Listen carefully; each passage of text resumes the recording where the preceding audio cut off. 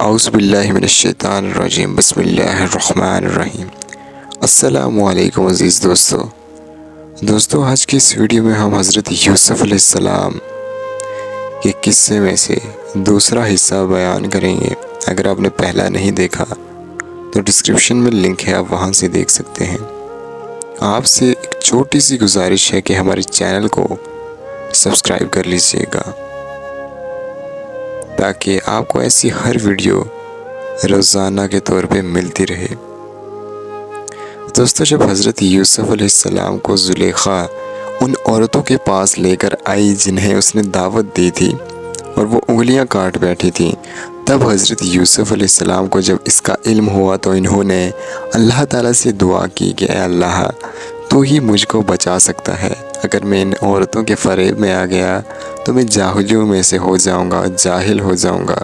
اس سے یہ بہتر ہے کہ مجھے قید خانہ مل جائے اور وہی میرا نصیب ہو جائے۔ اللہ تعالیٰ نے حضرت یوسف علیہ السلام کی دعا قبول کی اور وہ جیل میں ڈال دیے گئے۔ دوستو حضرت یوسف علیہ السلام سے پہلے بھی جیل میں دو قیدی اور بھی موجود تھے، ایک شاہی باورچی اور دوسرا بادشاہ کو شراب پلانے والا ساقی۔ اس کے خلاف الزام تھا کہ انہوں نے بادشاہ کو زہر دینے کی کوشش کی ہے۔ حضرت یوسف علیہ السلام جیل میں قیدیوں کو اللہ تعالیٰ کی باتیں بتا رہے اور خدا کا پیغام پہنچاتے رہے۔ ایک دن یہ دونوں قیدی حضرت یوسف علیہ السلام کے پاس آئے اور انہوں نے کہا کہ ہم نے ایک عجیب خواب دیکھا ہے۔ ساقی نے کہا کہ میں نے دیکھا ہے کہ بادشاہ کو انگور کی شراب پلا رہا ہوں۔ باورچی نے کہا کہ میں نے دیکھا ہے کہ میں سر پر روٹیاں ہیں اور پرندے ان کو نوچ نوچ کر کھا رہے ہیں۔ یہ خواب بیان کرنے کے بعد انہوں نے حضرت یوسف علیہ السلام سے اس کی تعبیر پوچھی۔ حضرت یوسف علیہ السلام نے بتایا کہ ساقی تو جیل سے چھوٹ جائے گا اور پھر بادشاہ کی ملازمت میں جا کر اس کو شراب پلائے گا اور باورچی کو سولی پر چڑھا دیا جائے گا اور اس کی لاش کو جانور نوچ نوچ کر کھائیں گے۔ ایسا ہی ہوا۔ اللہ تعالیٰ نے ساقی کو رہا کرا دیا اور باورچی کو سولی ہو گئی۔ حضرت یوسف علیہ السلام ان کے بعد بھی سالوں جیل میں رہے لیکن کسی کو ان کی رہائی کا خیال تک نہ آیا۔ اتفاقاً ایک مرتبہ مصر کے بادشاہ نے خواب میں دیکھا کہ 7 دبلی گائیں 7 موٹی گاؤں کو کھائی جا رہی ہیں اور 7 ہری اور 7 سوکھی ہوئی بالیں دیکھیں۔ بادشاہ نے اپنے درباریوں سے اس کی تعبیر پوچھی مگر کوئی بھی صحیح جواب نہ دے سکا۔ اس موقع پر ساقی کو یاد آیا کہ اس نے اپنا خواب حضرت یوسف علیہ السلام سے پوچھا تھا اور آپ کا جواب بھی بالکل ٹھیک تھا۔ اس نے کہا کہ جیل میں ایک شخص ہے جو خواب کی بالکل صحیح تعبیر بیان کرتا ہے اور ہوتا بھی وہی ہے۔ بادشاہ نے جس کو عزیز مصر کہتے ہیں اجازت لے کر وہ جیل میں گیا۔ حضرت یوسف علیہ السلام سے سارا واقعہ بیان کیا۔ حضرت یوسف علیہ السلام نے فرمایا کہ اس خواب کی تعبیر تو یہ ہے کہ 7 سال ملک میں خوب غلہ پیدا ہوگا اور 7 سال سخت قحط پڑے گا اور پھر 1 سال آئے گا جس میں خوب بارش ہوگی اور غلہ ہوگا۔ جب اس شخص نے بادشاہ کو جا کر یہ خبر سنائی تو اس نے کہا کہ حضرت یوسف علیہ السلام کو بلایا جائے۔ جب وہ دوبارہ حضرت یوسف علیہ السلام کے پاس گیا اور بادشاہ کا پیغام سنایا تو آپ نے فرمایا ان عورتوں کا کیا حال ہے جنہوں نے اپنے ہاتھ کاٹ لیے تھے، بے شک میرا رب ان کے مکر و فریب سے واقف ہے۔ بادشاہ نے ان عورتوں کو بلا کر پوچھا تو انہوں نے کہا کہ ہم نے حضرت یوسف علیہ السلام میں کوئی برائی نہیں دیکھی۔ یہ دیکھ کر زلیخا بھی بولی کہ اب جبکہ حق ظاہر ہو گیا ہے، سچ بات یہی ہے کہ میں نے ہی حضرت یوسف علیہ السلام کو ورغلایا تھا اور وہ بالکل سچا ہے بلکہ میں جھوٹی ہوں۔ دوستو ان سب کے بعد جب حضرت یوسف علیہ السلام جیل سے رہا ہو گئے تو بادشاہ نے حکم دیا کہ یوسف علیہ السلام کو عزت کے ساتھ بلایا جائے، میں شاہی خدمت ان کے سپرد کروں گا۔ حضرت یوسف علیہ السلام آئے اور بادشاہ سے بات چیت کی۔ حضرت یوسف علیہ السلام نے کہا کہ مجھ کو شاہی خزانے کا وزیر مقرر کیجیے، میں اس کی بہتر حفاظت کروں گا۔ बादशाह ने मंजूर किया और इन्हें शाही खजाने का वजीर मुकर्रर कर दिया। आखिरकार वो कहत का ज़माना आ गया जिसका बादशाह ने ख्वाब देखा था, और इसका असर इस जगह भी पहुंचा जहां हज़रत यूसुफ़ अलैहिस्सलाम के वालिद और भाई भी रहते थे। चुनांचे हज़रत याक़ूब अलैहिस्सलाम ने अपने बेटों को गल्ला लाने के लिए मिस्र में हज़रत यूसुफ़ अलैहिस्सलाम के पास भेजा। जब हज़रत यूसुफ़ अलैहिस्सलाम के भाई आए तो हज़रत यूसुफ़ अलैहिस्सलाम ने इनको पहचान लिया, और भाई हज़रत यूसुफ़ अलैहिस्सलाम को नहीं पहचान सके।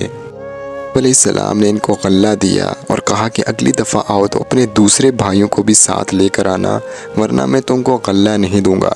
और अपने मुलाजमीन से कह दिया कि जो कीमत इन्होंने गल्ले की दी है वो भी चुपके से इनके सामान में रख दो ताकि वो फिर से दोबारा मिस्र आएँ। जब ये लोग अपने शहर कन्नान पहुँचे तो अपने बाप याक़ूब अलैहिस्सलाम से कहा कि अब्बा जान अब के हमारे साथ भाई को भेजिए, वरना हमको गल्ला नहीं मिलेगा और हम इसकी खूब हिफाजत भी करेंगे। जब इन्होंने अपना असबाब खोला और इसमें सारी रकम देकर बहुत खुश हुए, फिर बाप से कहा कि देखिए शाह मिस्र ने हमारी रकम भी वापस कर दी और हमें गल्ला भी दे दिया। आप हमारे साथ भाई को ज़रूर कर दें, हम खूब हिफाजत करेंगे और हम को सामान भी ज़्यादा मिल जाएगा। हज़रत याक़ूब अलैहिस्सलाम ने कहा कि जब तक तुम अल्लाह का अहद मुझको ना दो कि इसकी हिफाजत करोगे और इसको सबके साथ रखोगे, इस वक्त तक मैं इसको तुम्हारे साथ बिल्कुल नहीं भेजूंगा। आखिरकार सब भाइयों ने अहद किया कि उसकी खूब हिफाजत करेंगे। तो हज़रत याक़ूब अलैहिस्सलाम ने इनको नसीहत की कि तुम सब एक दरवाज़े से दाखिल मत होना। आखिर जब सब इलादा दरवाज़ों से दाखिल हुए तो हज़रत यूसुफ़ अलैहिस्सलाम ने अपने सगे भाई बनियामीन को बताया कि मैं तुम्हारा सगा भाई हूँ और मैं तुमको अब से अपने पास ही रखूँगा। आखिर जब इनके सब का सामान तैयार हो गया और हज़रत यूसुफ़ अलैहिस्सलाम ने एक बर्तन अपने सगे भाई के सामान में चुपके से रखवा दिया और ऐलान हुआ कि शाही कटोरा गुम हो गया है, जिसने लिया है वो दे दे, इसको एक ऊंट गल्ला इनाम में दिया जाएगा। सब भाइयों ने इनकार किया। बादशाह के आदमियों ने कहा कि जिसके सामान से निकले इसको रोक रखें, इसकी यही सज़ा है, हमारे मुल्क का भी यही कानून है। फिर तमाम भाइयों की तलाशी ली गई। आखिर बनियामीन के सामान में से वो कटोरा निकला। इस तरह हज़रत यूसुफ़ अलैहिस्सलाम ने अपने भाई बनियामीन को भी अपने पास रोक लिया। भाइयों ने देखा तो कहने लगे कि इसका तो भाई भी चोर था। हज़रत यूसुफ़ अलैहिस्सलाम ने सब कुछ सुना और ख़ामोश रहे। अब सब भाइयों ने मिलकर हज़रत यूसुफ़ अलैहिस्सलाम से दरख्वास्त की कि इसका बाप बहुत बूढ़ा है और इस पर रहम खाकर इसे छोड़ दीजिए और इसकी जगह हम में से किसी को पकड़ लीजिए। हज़रत यूसुफ़ अलैहिस्सलाम ने फरमाया कि अल्लाह की पनाह, जो चोर को छोड़कर बेगुनाहों को पकड़े। जब ये लोग बिल्कुल मायूस हो गए तो सब ने मिलकर मशवरा किया कि अब क्या करना चाहिए। तो सबसे बड़े ने कहा कि तुमने अल्लाह की कसम खाकर अपने बाप को यकीन दिलाया था कि इसको ज़रूर वापस लाओगे। फिर यूसुफ़ अलैहिस्सलाम के साथ हमने जो हरकतें की वो तुमसे छुपी नहीं हैं, इसलिए मेरी तो हिम्मत नहीं कि बाप को मुँह दिखाओ या ख़ुद हाजिर होने की इजाज़त दें। या अल्लाह कोई दूसरी सूरत पैदा कर दे तो और बात है, तुम लोग जाओ और जो कुछ हुआ है ठीक ठीक अपने बाप से बयान कर दो। अगर वो अपनी तसल्ली करना चाहें तो इस गांव के लोगों से पूछ लें कि जहां हम ठहरे थे इस काफ़िले से मालूम कर लें जिसके साथ हम आए हैं। इस मशवरा करने के बाद ये लोग घर पहुँचे और वालिद साहब को तमाम किस्सा सुनाया। इन्होंने सुनते ही फरमाया कि तुम्हारे दिलों ने ये बात गढ़ ली है। बहरहाल सब्र अच्छा है, मेरा सब्र अच्छा है। उम्मीद है कि अल्लाह हम सबको एक जगह जमा करेगा और वही खूब जानता है कि क्या हो रहा है। और इनसे दूसरी तरफ रुख कर लिया। हज़रत यूसुफ़ अलैहिस्सलाम के गम से इनकी आंखें सफ़ेद हो गई थीं। यूसुफ़ के भाइयों ने कहा कि अब्बा जान, आप तो यूसुफ़ अलैहिस्सलाम को याद करते हुए घुल जाएंगे और जान दे देंगे। इन्होंने फरमाया कि मैं अपनी शिकायत तो अल्लाह से करता हूँ اور میں ایسی باتیں جانتا ہوں جن کی تمہیں خبر نہیں ہے۔ جاؤ یوسف اور اس کے بھائی کو تلاش کرو، وہ مصر ہی میں کہیں نہ کہیں مل جائیں گے۔ اللہ کی رحمت سے نا امید ہونے کی کوئی وجہ نہیں ہوتی۔